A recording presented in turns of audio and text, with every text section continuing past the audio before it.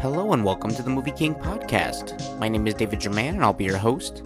On today's episode, I'm going to review the film Scary Movie. So, kind of with Scary Movie, it's a bit of an interesting franchise because I think, when it comes to the other movies, I would say the first one is probably the best one by a long shot. And then I would say 2 is very bad. 3 is like a pretty fun time. The fourth film is very, very dumb to me and just kind of felt like a mishmash of random horror properties. And then 5 is like painfully unfunny and just kind of killed the whole franchise for a while. And look, you have the Wayans brothers who worked on the first 2 films. Then they were basically let go from the franchise. And now they're back for Scary Movie 6. Without them, the franchise, I think, sort of lost its identity a bit. I actually do think Scary Movie 3 is one of the best films in the franchise because of its less, raunchy humor. It's more my type of parody humor, which is, I guess, more akin to, like, Airplane and Naked Gun. If you know that kind of humor. For me, that's just kind of where parody movies are just kind of best. Like, it's a bit more PG-13, very quick, visual gags and puns, a lot of physical humor, all that good stuff. And I think, to me, that was really enjoyable. But I do think the first Scary Movie is a bit more edgy and, pushes boundaries a bit more and was a bit more like, I would say a bit more memorable. Scary Movie 2, though, even though it's by the Wayans brothers, I just think lost a lot of that. I mean, not to say that the first movie's good, but it lost any of the goodwill that movie had. It just has a couple decent gags, but as a whole, I think 2 doesn't really capture the same spirit at all. But I think as the movies went on after Scary Movie 3 especially, it became very stale and lacked any imagination, because I think most of the other ones were made by, the guy who made Airplane, Naked Gun. And for Scary Movie 3, it worked. As they went on, it just became more and more of, like, the same jokes without much originality. It just felt like they were really kind of rehashing as much as they could to make money, and that was just very frustrating. The first Scary Movie, of course, is my favorite in the franchise, not because it's the first film, but because it actually has a bit of a story. It has fun characters, and the jokes are good when they land, which isn't always, and that's why I say, like, that movie isn't exactly a good movie, but it has very good moments. I mean, some of the jokes that are funny, like, had me, like, crying, because they're so good. But it's very hit or miss. But now Scary Movie 6 is here, just titled Scary Movie like the first film, which I think is an homage to Scream 5, since that's the main film this movie is parodying. And, for Scream 5, that was just called Scream, but people like to call it, like, Scream 2022. I don't really get that trend. I think it's a very dumb one, where it's like, even though it's a reboot, but it's still kind of a sequel. But in this case, I think it's a fun little gag that it's like, oh, you're just calling it Scary Movie, just like Scream did. And I think that's actually more clever than just calling it Scream 6, to be honest. In this case, anyway.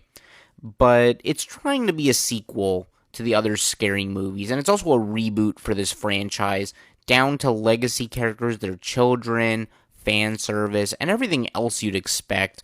It is very nice to have the Wayans brothers back here. They all feel very welcome and back in place. Like, the movie's tone feels much more in line with the first 2 movies, a lot less like the last bunch. Of course, you have Anna Faris and Regina Hall back. They were in Scary Movies 1, 2, 3, and 4. They did not do Scream 5.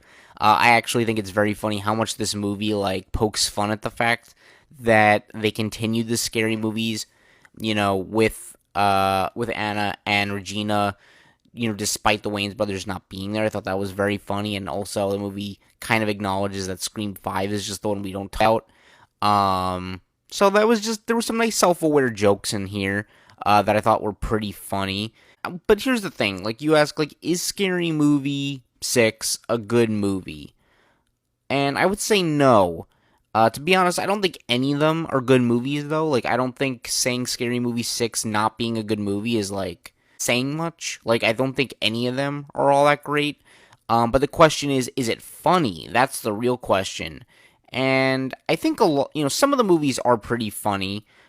This is one of the better films in that regard. Like, it did make me laugh. which is much more than Scary Movie 5 can say, at least, because that one really only had me like chuckle twice or so, and one of them is just because of a reference to a movie I love. So that movie wasn't really doing anything original. At least every Scary Movie, though, I would say has at least like one or two funny moments in it. Some more than others. I would say the humor is pretty hit or miss in this movie, but when the humor lands, it's pretty funny. Not hilarious or anything, but funny for sure. Not a movie I can critique characters or filmmaking on much because that's just not why we're here. And I think I could just say very quickly here, like, when it comes to comedies, it's a little bit different review. Like, for the most part, I really prefer that a movie is well made and like has a good craft to it. And when that happens, like, I'll call it out. Like, I will say like, oh yeah, the movie just does a really good job. But when it comes to comedies, which are a bit different, I'm not really judging them as harshly as I would for your other typical films. I'm not really looking at it the same way. Because at the end of the day, a comedy's job is to make you laugh.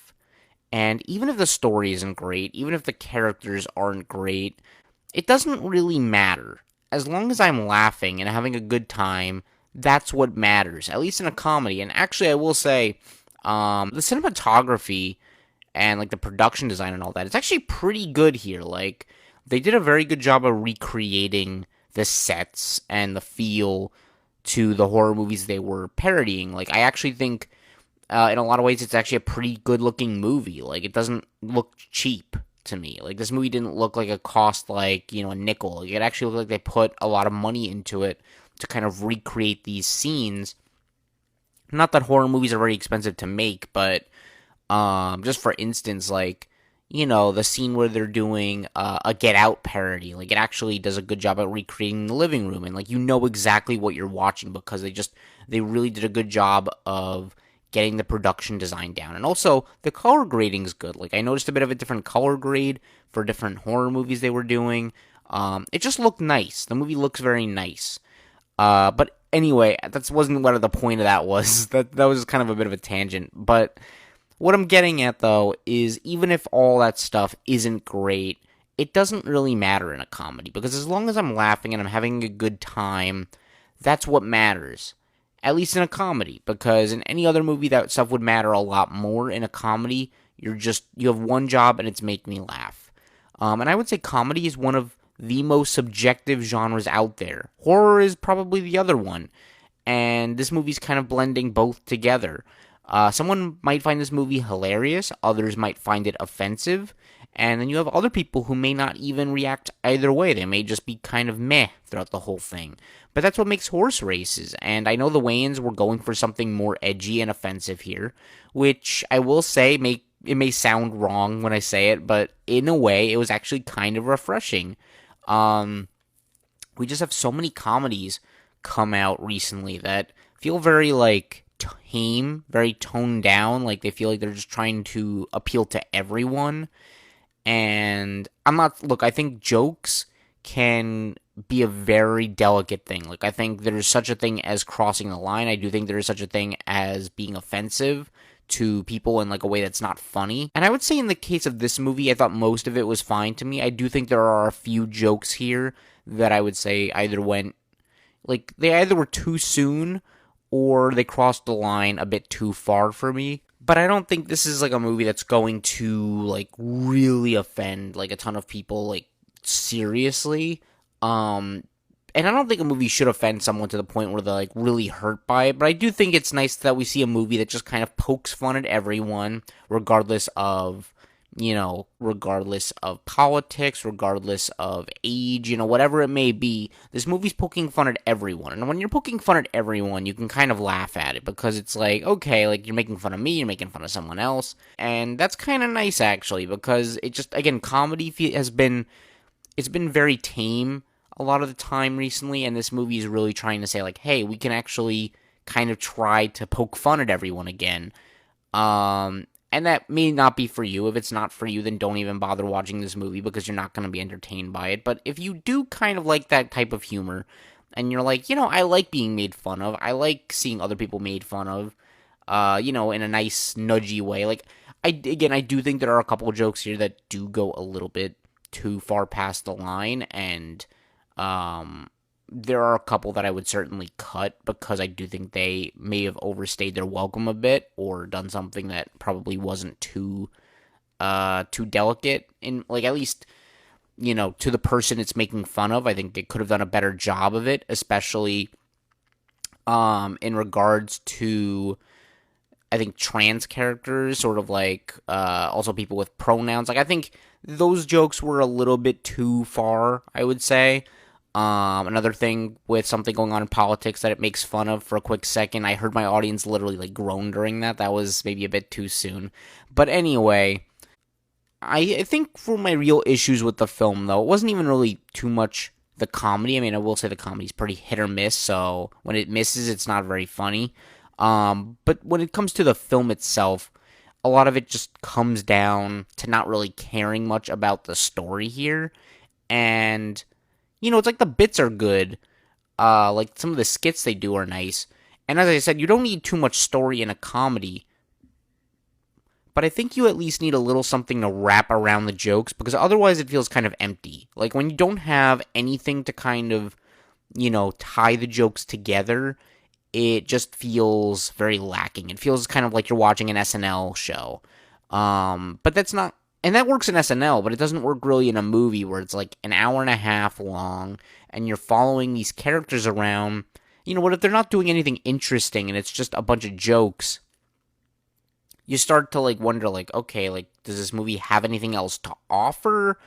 If it's not making me laugh like constantly, if the movie was hilarious like the entire time, I don't think I would really be pointing out my problem with a story.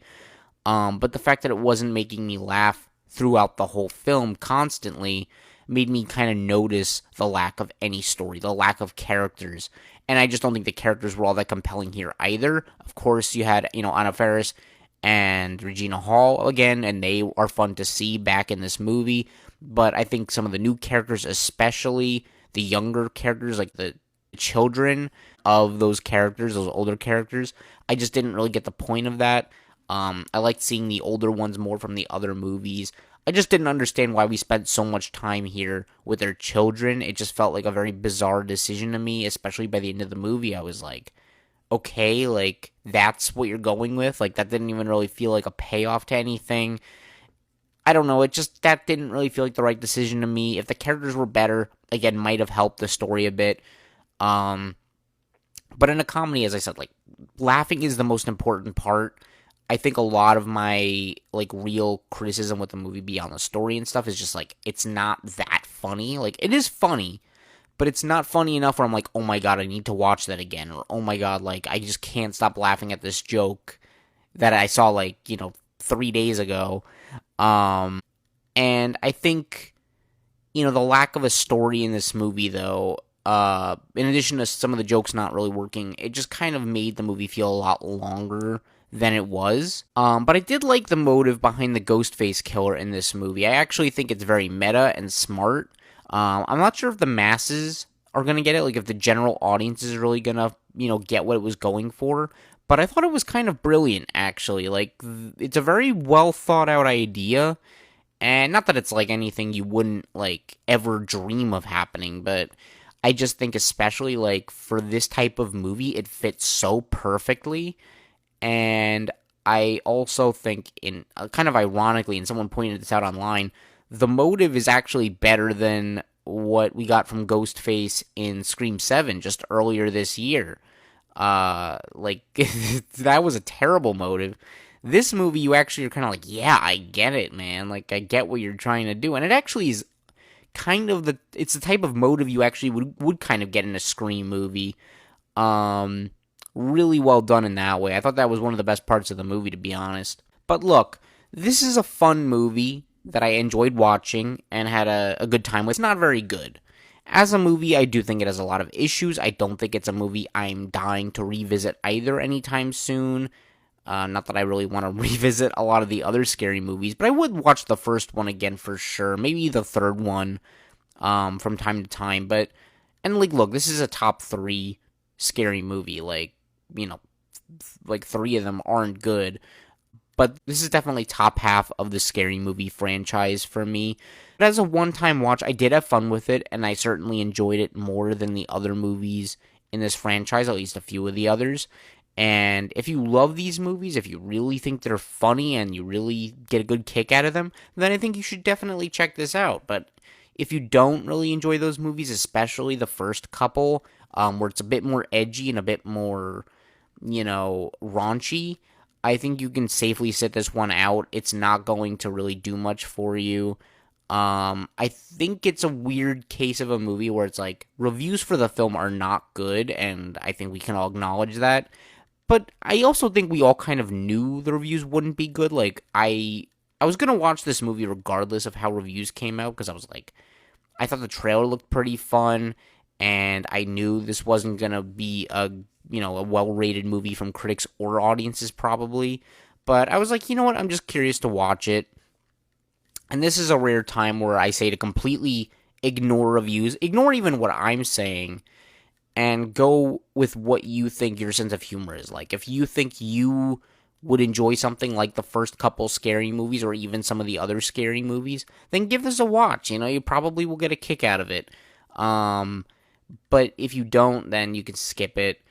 And I think, even if this isn't a good movie, I do think it was at least fun to see this with like a packed crowd opening weekend and laugh with a lot of people in the theater. Like, that was really nice to have, because we don't get that too much nowadays. Like, comedy is a very weirdly, like, dying genre, in theaters at least, and I just don't feel like we get a lot of them anymore, where it's like we're all kind of together. I mean, comedy's in a weird place. Like, we get a lot of comedy blends.